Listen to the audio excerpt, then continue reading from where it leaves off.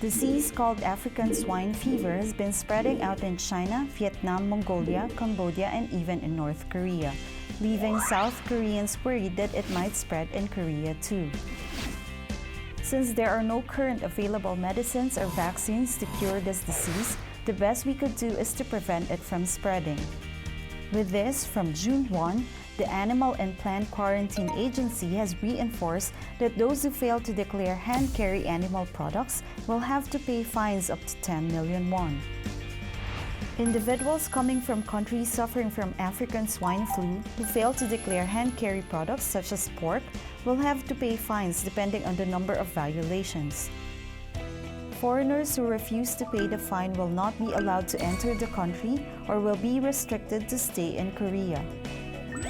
Also, remember that meat products like ham, sausage, beef jerky, and so on are restricted items when entering Korea. In case you are carrying such products, don't forget to declare those using the customs declaration form and submit it to the quarantine officers at the airport or ports. Lastly, those who work at agriculture and livestock industries are requested to refrain from visiting farm or livestock market within 5 days after traveling overseas. You are a quarantine officer who makes Korea clean.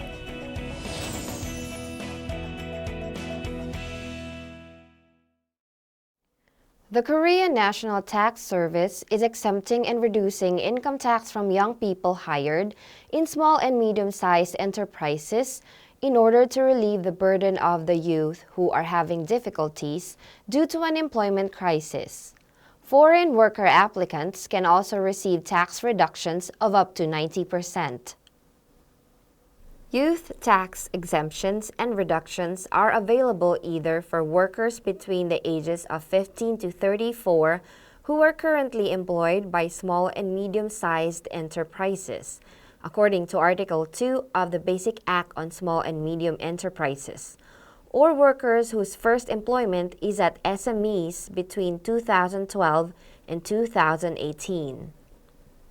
However, small and medium-sized enterprises of legal or accounting services, finance and insurance services, arts, sports and leisure services, education services, or other personal service industries are not eligible for the tax reduction. Applicants can receive a reduction in the percentage of income tax incurred up to the end of the 5th month of employment. As the percentage of tax exemption was recently revised, employees who are employed after 2018 can receive up to 90% of income tax, which is up to 1.5 million won per year. For applicants who are employed before 2018, the old tax law will apply to their income until 2017, and the revised tax law will apply to their income from 2018. Application can be done by filling the Income Tax Reduction Application Form downloaded from the National Tax Service website and submitting it to the company by the end of the next month of the employment day. The Income Tax Reduction Application Form can also be downloaded from the MNTV homepage.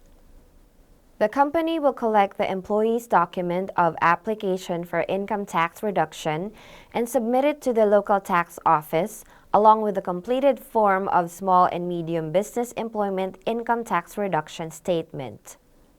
If you are a foreign worker currently working for a small and medium-sized business, please contact the company and get tax exemption. At MNTV, we'll see video clips about accident and incident, as well as news report related to immigrants. If you'd like to report, please call us or contact us via email.